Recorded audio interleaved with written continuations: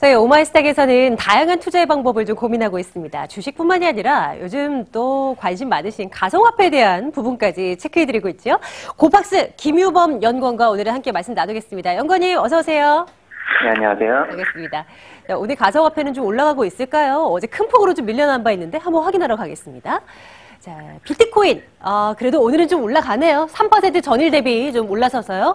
거의 900만 원 언저리까지는 올라온 상황이고요. 한 가지 코인 더 볼게요. 이더리움을 볼까요? 예, 좋습니다. 66만 8천 원대에서 역시 3% 넘는 상승으로 진행되고 있는데요. 연구원님, 시장 움직임을 오늘 어떻게 좀 분석하고 계십니까? 포인트 좀 꼽아주세요.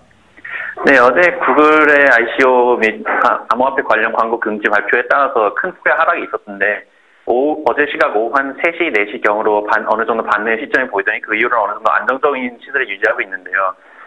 암호화폐와 그 블록체인 기술에 관련된 소식이 나옴에 따라서 이러한 변동이 어느 정도 있을 수 있지만 어제 이현희 고문님이 말씀하신 대로 이러한 발표가 장기적인 관점에서 봤을 때 소비자들을 보호하고 어느 정도 자정 기능을 작동하는 점에 있어서 이런 부분을 장기적으로 본다면 꼭 나쁘지만 않은 현상이라고 볼 수 있을 것 같습니다. 이렇게 시장 분위기 좀 분석을 해보고요. 또 시장에 영향을 줄 수 있을 만한 기사들은 무엇이 있을지 헤드라인 하나하나 열어보도록 하겠습니다. 자, 오늘의 첫 번째 헤드라인은 이것입니다. 미국 와이오밍주에서 암호화폐를 새로운 자산의 유형으로 정의를 내렸다고 하는데요. 내용 한번 살피러 가겠습니다. 자, 미국의 와이오밍주가 이 암호화폐 중에 명확한 실제 용도가 존재하는 암호화폐를 증권이나 상품이 아닌 유틸리티 토큰이라는 새로운 형태로 정의를 내렸습니다. 이 토큰을 개발하거나 거래하는 업체들은 증권법이 적용되지 않고요. 이를 통해서 와이오밍주는 암호화폐 및 블록체인 관련한 산업의 정책을 꾀해서 주정부 차원에서의 블록체인 그리고 암호화폐 산업을 장려한다는 점에서 큰 의의를 둘 수 있을 것 같습니다. 다음 헤드라인 보겠습니다. 미국 하원에서 암호화폐 및 ICO 관련한 회의를 개최한다고 하는데요. 연구원과 함께 이야기 좀 나눠보도록 하죠. 어떤 이야기들이 오고 가게 될까요? 좀 관련한 소식 좀 전해주십시오.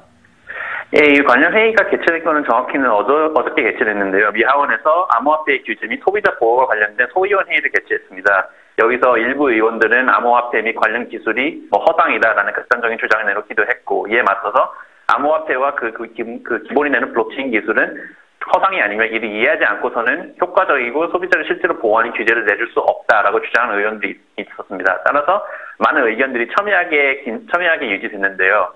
일단 이번 회의는 미국이 국가적인 차원에서 암호화폐 및 블록체인 기술에 대한 공개적이고 공인된 대화의 장을 형성했고 이에 대한 규제를 논의했으며 또한 참석한 국회의원들과 전문가들도 이번 회의로 뭔가 결론이 나는 것이 아닌 이번 회의는 곧 시작이면 이러한 대화가 계속 진행돼야지 효과적이고 그리고 소비자들을 최대한 보호하는 규제와 이 기술에 대한 이해도를 높일 수 있다. 이 정도로 결론을 내렸습니다. 따라서 향후에 어떤 대화가 있을지에 대해서는 귀추를 주목해 볼 만합니다. 코인 하나 공부시켜 주세요. 자, 연구원님 매일매일 저희 다른 코인들 하나하나 살펴보고 있는데요. 오늘의 코인은 무엇입니까? 예, 오늘의 코인은 퀀텀이라는 코인입니다. 소위 말하는 암호화폐 중에 제일 많이 주목되는 비트코인 그리고 넘버 2나 넘버 3라고 간주되는 이더리움의 특징을 합친 새로운 스마트 계약 플랫폼인데요. 여기서 스마트 계약에 대해 간단히 정리하자면 일반적인 계약에서는 특정 행동이 일어나면 그에 따라서 특정 행동이 일어난다. 이런 식으로 계약이 정리가 되어 있는데요. 예를 들어서 제가 앵커님에게 어떤 문서를 보내면 앵커님이 이러한 얼마만큼의 금액을 주겠다라고 한다면 스마트 계약은 이 계약이 실제로 집행되는 부분을 어떤 신뢰받는 제3자에게 의뢰하는 게 아니라 계약 자체에 부유시켜서 어떠한 행동이 일어나면 자동으로 그에 연결된 행동이 일어나도록 합니다. 따라서 이 비트코인의 안정적인 블록체인 기술 그리고 이더리움의 스마트 계약 기능을 합친 것이 퀀텀이라고 하는데요. 따라서 혹 작은 제2의 이더리움 또는 중국의 이더리움이라고 말하기도 합니다.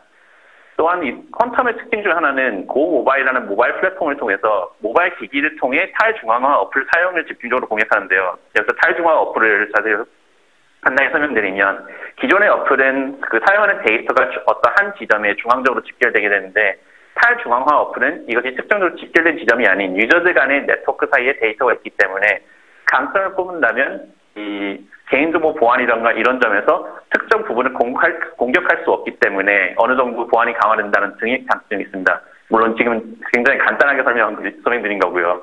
또한 이 모바일 위주의 어떤 플랫폼을 지배하면서 기존에는 블록체인 전부를 다운로드 받아야지만 블록체인과의 상호작용이 대부분 가능했는데 이러할 필요 없이 상대적으로 용량이 가볍고 그리고 유저들이 더 이해하기 쉽게 블록체인과 모바일 기기를 통해서 상호작용을 가능하도록 합니다. 따라서 사물 인터넷 등과의 연계도 퀀텀은 주장을 하고 있는데요. 이를 통해 이러한 그리고 블록체인과 이더리움 그리고 다른 블록체인과의 호환성 문제도 역시 어떤 곳에서 상호 호환적이다 이런 점을 보완해서 블록체인과 비즈니스 간의 연계고리가 되는 것을 목표로 두고 있습니다. 퀀텀은 작년 6월부터 테스트돼서 가동하고 작년 9월에 메인넷을 출시했고요. 작년 11월에 API를 공개하는 등 로드맵에 따라서 행동을 착실히 수행하고 있습니다. 또한 퀀텀의 직원들도 알리바바, 나스닥, 텐센트 등 세계적인 기업에서의 근무 경력이 있는 팀이라서 기술적인 기반 역시 탄탄하다고 여겨집니다. 따라서 지금까지 소개드린 것 중 상당수가 실용적인 이런 수요를 위해서 만들어졌다라고 하면 퀀텀은 그보다 약간 다른 차원인 새로운 베이스, 간단하게 생각하면 약간 OS 비슷한 그런 것을 새로 만들었다라고 주장하고 이것의 보편화를 노린다라는 점에서 상당히 좋은 반응만 하고요. 현재 고박스를 비롯한 다른 거래소들에서 16,300원 정도에 거래되고 있습니다. 오늘의 코인은 퀀텀이었습니다. 비하인드 스토리를 또 들어봤네요. 자, 오늘 고박스 김유범 연구원과 함께 말씀 나눴습니다. 고맙습니다. 감사합니다. 자, 오마이스도 여기서 함께 인사드릴게요. 즐거운 주말 보내시고요. 다음 주에 뵙겠습니다. 고맙습니다.